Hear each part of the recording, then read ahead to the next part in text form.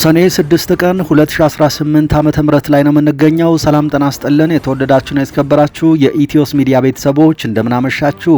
እነሆ ከተለያዩ ታማኝ መረጃ ምንጮች የደረሱንን ሰበር ዜናዎች ከዚህ ቀጥሎ እናቀርባለን። በቅድሚያም አርዕስተ ዜና። በአማራ ምድር በአገዛዙ ጦርና በፋኖ መካከል የሚደረገው የፊት ለፊትና የጨበጣ ውጊያ ዛሬም ተጠናክሮ ቀጥሏል። በደቡብ ወሎ ዞን ደላንታ ወረዳ ፀሐይ መውጫ ከተማ ወደ ከተማዋ ሰርገው የገቡ የፋኖ አባላት በከፍተኛ ወታደራዊ አዛዦችና በአጃቢዎቻቸው ላይ ድንገተኛ ጥቃት ሰንዝረዋል። በጥቃቱ የማዕረጋቸው ደረጃ ከፍ ያለ መኮንኖች ሳይገደሉ እንዳልቀሩ የተነገረ ሲሆን የክላሽ መሳሪያዎችና የሬዲዮ መገናኛዎች በፋኖ እጅ ገብተዋል። በሌላ በኩል በክልሉ ዋገምራ ዞን የመንግስት መከላከያ አድማ ብተናና ሚሊሻ እንዲሁም ራሳቸውን የትግራይ ሰላም ሰራዊት ብለው የሚጠሩና በነወዲ አጽባህ የሚመሩ ታጣቂዎች በጋራ ተሰልፈው ከፋኖ ኃይሎች ጋር መዋጋታቸው ተሰምቷል። ውጊያው ከሰቆጣ ከተማ በቅርብ ርቀት ላይ በሚገኘውና ስትራቴጂካዊ በሆነችው ሐሙሲት ከተማ ላይ መደረጉን የገለጹት የፋኖ የመረጃ ምንጮች በውጊያው ከፍተኛ ሰብአዊና ቁሳዊ ጉዳት መመዝገቡን ገልጸዋል። ሁሉንም መረጃ ከኛ ጋር ከቆያችሁ በዝርዝር የምናስደምጣችሁ ይሆናል።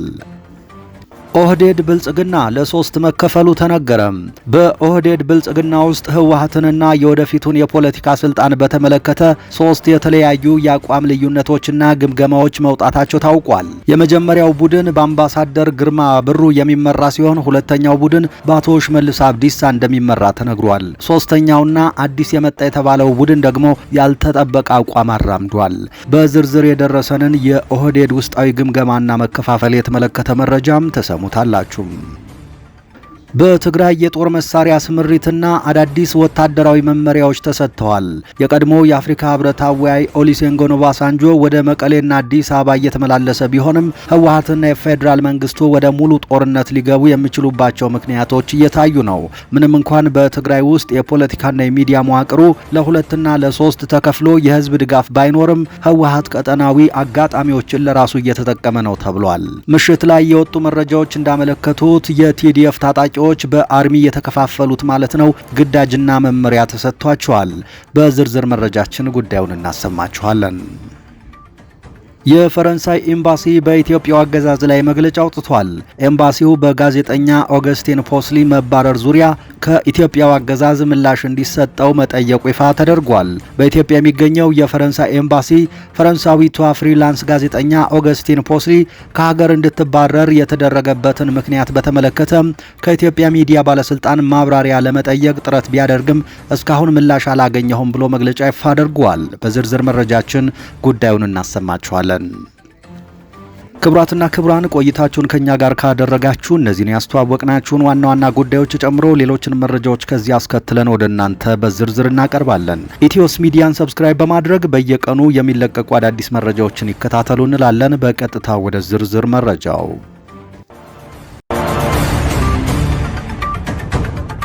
በአማራ ምድር ባገዛዙ ጦርና በፋኖ ኃይሎች መካከል የሚደረገው የፊት ለፊትና የጨበጣ ውጊያ ዛሬም ተጠናክሮ ቀጥሏል። በደቡብ ወሎ ዞን ደላንታ ፀሐይ መውጫ ከተማ ወደ ከተማዋ ሰርገው የገቡ የፋኖ አባላት በከፍተኛ ወታደራዊ አዛዦችና በአጃቢዎቻቸው ላይ ድንገተኛ ጥቃት ሰንዝረዋል። በጥቃቱ የማዕረጋቸው ደረጃ ከፍ ያለ መኮንኖች ሳይገደሉ እንዳልቀሩ የተነገረ ሲሆን የክላሽንኮቭ መሳሪያዎችና የሬዲዮ መገናኛዎች በፋኖ እጅ ገብተዋል። ይህንን ጥቃት ተከትሎ ከወገል ጤናና ከስታይሽ ተጨማሪ ያገዛዙ ኃይል ወደ ስፍራው የገባ ሲሆን በከተማዋ ያሉ በርካታ ወጣቶች ታስረው ወደ ካምፕ መወሰዳቸው ተረጋግጧል። በሌላ በኩል በሰሜን ወሎ መቄት ወረዳ ከጊዜያዊ ካምፕ የወጡ ወታደሮች ከነሙሉ ትጥቃቸው በአካባቢው ከሚንቀሳቀሱ የፋኖ ኃይሎች ጋር ተቀላቅለዋል። በዋገምራ ዞን ስትራቴጂካዊ በሆነችውና ወደ ሰቆጣ፣ ኮረም፣ ላሊበላ እንዲሁም አላማጣ የሚያስወጡ አራት መንታ መንገዶች መገናኛ በሆነችው ሐሙሲት ከተማ ላይ ከማለዳው 11 ሰዓት ጀምሮ ከባድ ውጊያ ተደርጓል። በዚህ ውጊያ ላይ ከመከላከያና ከአካባቢው ሚሊሻ በተጨማሪ ጸታ ከተባለ ቦታ የመጡት የጌታቸው ረዳ ታጣቂዎች ወይም የትግራይ የሰላም ኃይል የሚባሉት በጋራ ሆነው ፋኖን የገጠሙ ሲሆን ውጊያው በሞርተርና በዲሽቃ የተደገፈ ነበር። በፋኖ በኩል በወጣው ሪፖርት 15 የመንግስትና የትግራይ ታጣቂዎች ሲገደሉ 6 ቆስለው 2 ተማርከዋል። ባለፉት 5 ቀናት ብቻ ካገዛዙ መዋቅር እየወጡ ወደ ፋኖ የዞሩ የጸጥታ ኃይሎች ቁጥር ባለስልጣናቱ መግባቱን አስደንግጧል። በደባርቅ 31 ሚሊሻዎች በደንቢያና በስማዳ የአድማ ብተና አባላት እንዲሁም በጉና ቀጠና የኮሎኔል አጃቢዎችን ጨምሮ በአጠቃላይ 27 የእግረኛና የአየር ወለድ ኮማንዶ አባላት 51 ሚሊሻዎችና 13 የአድማ ብተና ፖሊሶች ወደ ፋኖ መዋቅር መግባታቸው ተረጋግጧል። በሸዋ ደራ ወረዳም የፋኖ ኃይሎች በከፈቱት መብረቃዊ ማጥቃት ሰራር ኩላና ቱቲ የተባሉ ከተሞችን የተቆጣጠሩ ሲሆን የኦሮሚያ ልዩ ኃይልና የሸኔ ታጣቂዎች ለማገዝ ቢሞክሩም ሳይሳካላቸው ቀርቶ የአካባቢው ካድሬና 3 ሚሊሻዎች ተማርከዋል።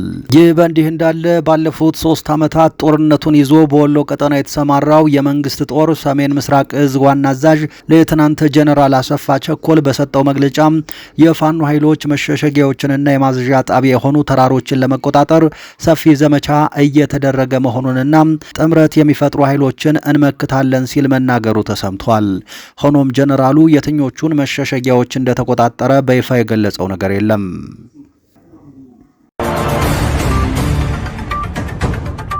የኦህዴድ ብልጽግና ለ3 መከፈሉ ተነገረ። በኦህዴድ ብልጽግና ውስጥ ህወሓትንና የወደፊቱን የፖለቲካ ስልጣን በተመለከተ 3 የተለያዩ የአቋም ልዩነቶችና ግምገማዎች መውጣታቸው ታውቋል። የመጀመሪያው ቡድን በአምባሳደር ግርማ ብሩ የሚመራው ቡድን ሲሆን ህወሓትን ወደ ማዕከላዊ መንግስቱ መመለስ አለብን፣ በደህንነትና በጸጥታ ተቋማት ውስጥ ምደባ ሰጥቶም ከነሱ ጋር መስራት ያስፈልጋል፣ ምክንያቱም በስትራቴጂክ ዓላማዎች ላይ ከብልጽግና ጋር ተመሳሳይ አቋም ስላላቸው ወዳጅ አድርጎ መቀጠል ይገባል የሚል አቋም ይዟል። ሁለተኛው ቡድን በአቶ ሽመልስ አብዲሳ የሚመራው ቡድን ሲሆን ህወሓትን ሙሉ በሙሉ በማጥፋት እንደ ሌሎቹ ክልሎች በትግራይም የራሳችንን ሞግዚት አስተዳደር ማቋቋም አለብን፣ ለዚህም የሚሆን የሰው ኃይልና ሎጂስቲክ ከኦሮሚያ ማቅረብ እንችላለን የሚል ጠንካራ ወታደራዊ አቋም ይዟል። ሶስተኛውና አዲስ የመጣው ቡድን ደግሞ የመንግስት ህልውና አደጋ ላይ ከወደቀና ብልጽግና ቢሸነፍ ተተኪና ተጠባባቂ የኦሮሞ ኃይል ያስፈልጋል በሚል ስጋት የኦነግ ሸኔውን ማዕከላዊ እዝ መሪ ጃልመሮን በስውር እንደግፍ የሚል አቋም አቅርቧል። ሰሞኑን በወለጋ ጅማ ገነት ወረዳ የሰለጠኑ ሚሊሻዎች የታጠቁት መሳሪያ ያለምንም ውጊያ ለነ ጃልመሮ ኃይል ተላልፎ እንዲሰጥ የተደረገውም በዚህ ስልት መሰረት ነው ተብሏል። ቀደም ሲል የነ ጃልሰኝ ቡድን እጅ መስጠት ያመጣው ወታደራዊ ጥቅም ባለመኖሩ ይህ ሶስተኛው ቡድን መሳሪያዎችን ወደ ጃልመሮ የማስተላለፍ ስራ እየሰራ ይገኛል ተብሏል። የኦህዴድ ብልጽግና በቀጣይ ቀናት በእነዚህ 3 መከፋፈሎች ዙሪያ የጋራ ውሳኔ ያሳልፋል ተብሎ እንደሚጠበቅ ነው የተነገረው።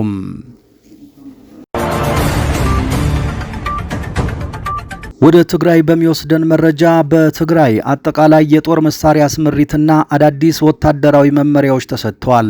የቀድሞ የአፍሪካ ህብረት አወያይ ኦሉሴጉን ኦባሳንጆ ወደ መቀሌና አዲስ አበባ እየተመላለሱ ቢሆንም ህወሓትና የፌዴራሉ አገዛዝ ወደ ሙሉ ጦርነት ሊገቡ የሚችሉባቸው ምክንያቶች እየታዩ ነው። ምንም እንኳን በትግራይ ውስጥ የፖለቲካና የሚዲያ መዋቅሩ ለ2 እና ለ3 ተከፍሎ የህዝብ ድጋፍ ብዙም ባይኖርም ህወሓት ቀጠናዊ አጋጣሚዎችን ለራሱ እየተጠቀመ ነው። በተለይ በአብይ አህመድና በኤርትራ መካከል ያለውን ኩርፊያ በመጠቀም የኤርትራና የሱዳን ድንበሮችን ለወታደራዊ ግዳጅ እየዋለ ይገኛል ተብሏል። በትግራይ አርሚ 13 ካምፕ የተገኙት ጀነራል ምግበ ኃይለ በድሮን ጥቃት የሚንበረከክ የትግራይ ሰራዊት የለም ያሉ ሲሆን ያለን አማራጭ ለህልውና መታገል ብቻ ነው ሲሉ መናገራቸውን መዘገባችን ይታወሳል። በደቡብ ግንባር በኩል ደግሞ የደቡብ ግንባር ዋና አዛዥ ጀነራል ዮሐንስ ወልደ ጊዮርጊስ ወይም ጆን መዲድ ወደ አላማጣ የ2 ቀናት ቆይታ አድርጎ ለአርሚ አዛዦች መመሪያ ሰጥቷል። ትናንት ባላማጣ ወርቅነሽ ሆቴል ከአርሚ 24 አመራሮች ጋር ሲመክር የድሮን ቅኝት በመምጣቱ ስብሰባው ተቋርጦ ቦታ ለመቀየር ተገደዋል።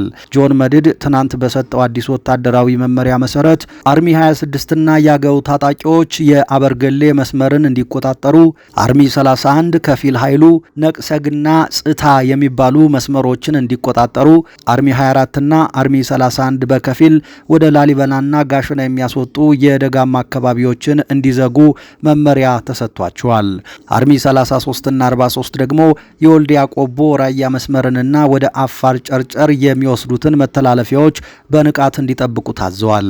በአሁኑ ሰዓት በዋጃ ጥሙጋና ኮረማ አካባቢዎች መድፎችና ሞርተሮች ወደ ግንባር ተጠምደዋል።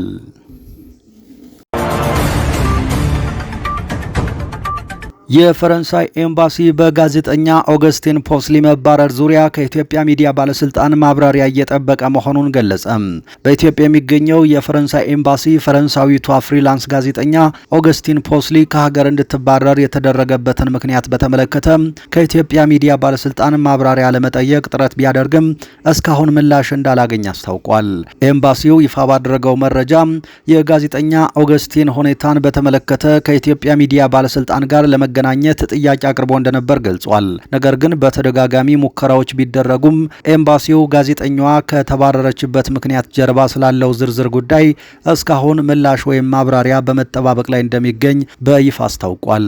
ለፈረንሳዩ ታዋቂ የዜና አውታር ላክሯና ለሌሎች ዓለም አቀፍ ሚዲያዎች በኢትዮጵያ ቆይቷ ሰብአዊ ጉዳዮችን፣ የሱዳን ስደተኞችን ሁኔታና ማህበራዊ ቀውሶችን ስትዘግብ የነበረችው ፍሪላንስ ጋዜጠኛ ኦገስቲን ፖስሊ ከሁለት ቀናት በፊት ከኢትዮጵያ መባረሯ ታውቋል። ይሁን እንጂ የኢትዮጵያ ባለስልጣናት ጋዜጠኛዋን ያባረሩበትን ዝርዝር ምክንያት እስካሁን በይፋ የገለጹት ነገር የለም።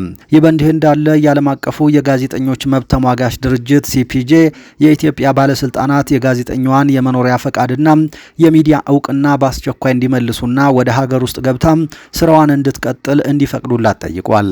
የድርጅቱ የአፍሪካ ዳይሬክተር አንጀል ኩንታል እንደገለጹት ጋዜጠኛዋ የተባረረችው በሰሜን ኢትዮጵያ ትግራይ ክልል ተገኝታ ነዋሪዎች ወደ ጦርነት ልንመለስ እንችላለን በሚል ስላላቸው ስጋት የሰራችውን ዘገባ ተከትሎ የተወሰደ የበቀል እርምጃ ነው። ባለስልጣናት በይፋ መወያየትና መፈተሽ የማይፈልጉትን የፖለቲካና የጸጥታ ጉዳይ በገለልተኝነት የዘገበችን ጋዜጠኛ በቁጥጥር ስልጣናቸው ተጠቅመው መቅጣታቸው ተገቢ እንዳልሆነ ድርጅቱ ገልጿል።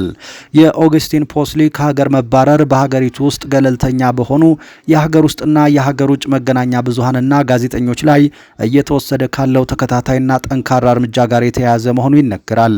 በድንበር የለሽ የጋዜጠኞች ቡድን የዓለም የፕሬስ ነጻነት መውጫ ጠቋሚ መሰረት የኢትዮጵያ ደረጃ በከፍተኛ ሁኔታ በማሽቆልቆል ላይ ይገኛል። በተለይም በቅርብ ዓመታት በሀገሪቱ ከተቀሰቀሱት የውስጥ ግጭቶች የአንዳንዶቹ መጠናቀቅና አዳዲስ አለመረጋጋቶች መፈጠር ማግስት አገዛዙ መረጃዎችን ለማፈን የሚያደርገው ጥረት መጨመሩንና የሚዲያ ምህዳሩ ከጊዜ ወደ ጊዜ እየጠበበ መምጣቱን የጋዜጠኞች መብት ተሟጋች ድርጅቶች በተደጋጋሚ በማሳሰብ ላይ ናቸው።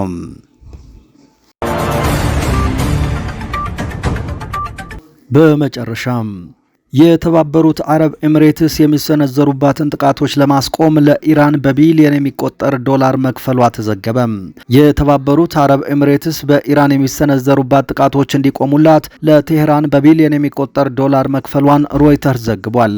ኤሚሬትስ እስካሁን 3 ቢሊዮን ዶላር ለኢራን የከፈለች ሲሆን የስምምነቱ ጠቅላላ መጠን እስከ 10 ቢሊዮን ዶላር ሊደርስ ይችላል ሲሉ ሁለት የቀጠናው የመረጃ ምንጮች ገልጸዋል። ሌሎች ሁለት ምንጮች ደግሞ ለሮይተርስ እንደተናገሩት ኤሚሬትስ ለኢራን የምትከፍለው ጠቅላላ ገንዘብ 20 ቢሊዮን ዶላር ይደርሳል። ክስተቱ አቡዳቢ እጅግ አስገራሚ በሆነ መልኩ የአቋም ለውጥ ማድረጓን የሚያሳይ ሲሆን ኢራንም ከጦርነቱ ይበልጥ ጠንክራ መውጣቷን የሚያመላክት ሆኗል ሲል ዘገባው አመልክቷል። የተባበሩት አረብ ኤሚሬትስ በጦርነቱ ወቅት በኢራን ላይ በደርዘን የሚቆጠሩ ጥቃቶችን በመሰንዘር ከአሜሪካና ከእስራኤል ጎን ተሰልፈ የነበረች ሲሆን በተጨማሪም ግጭቱን ለማስቆም ፓኪስታን የምታደርገውን የሽምግልና ጥረት እንድታቆም ሞክራ ነበር። ሳውዲ አረቢያ ለኢስላማባድ አዲስ ብድር ለመስጠት የተገደደችውም ኤሚሬትስ ፓኪስታን የውይይት መድረክ በማዘጋጀቷ እንደ ቅጣት በመቁጠር ያለባትን ዕዳ በአስቸኳይ እንድትከፍል መጠየቋን ተከትሎ ነው። ባለፈው ሳምንት የተባበሩት አረብ ኤሚሬትስ የሀገሪቱ ብሔራዊ ደህንነት አማካሪና የአቡዳቢ ምክትል ገዢ ከሆኑት ሼክ ታሃኑን ቢን ዛይድ አልናህያን ጋር ለሚደረግ ስብሰባ የኢራን እስላማዊ አብዮታዊ ዘብ አባላትን ተቀብላለች። በአሜሪካ ማዕቀብ የተጣለባቸው እነዚህ የአብዮታዊ ዘብ ባለስልጣናት ያረፉትም በታህኑን የክብር እንግዶች ማረፊያ ቤት ውስጥ ነበር። ብሉምበርግ በዚህ ሳምንት እንደዘገበው ከሆነ ደግሞ ኤሚሬትስ ውጥረቶችን ለማርገብ ከከፍተኛ የኢራን ባለስልጣናት ጋር ፊት ለፊት የሚደረጉ ውይይቶችን ለማካሄድ ዲፕሎማቶቿን ልካለች። አንድ የባህረ ሰላጤው ዲፕሎማት እንደተናገሩት መንግስታቸው ይህ ስብሰባ የተካሄደው በቴሄራን ውስጥ እንደሆነ የሚያምን ሲሆን ይህም ኤሚሬትስ ጥቃት እንዳይሰነዘርባት ለማድረግ የተከናወነ ጥረት ነው ብሏል። ክቡራትና ክቡራን የኢትዮስ ሚዲያ ቤተሰቦች ለምሽቱ የያዝናቸው አዳዲስ መረጃዎች እነዚህ ነበሩ። ከቆይታ በኋላ በሌሎች መረጃዎች ድጋሜ እንመጣለን። እስከዛው በያላችሁበት ሰላም ጊዜ ተመኘን።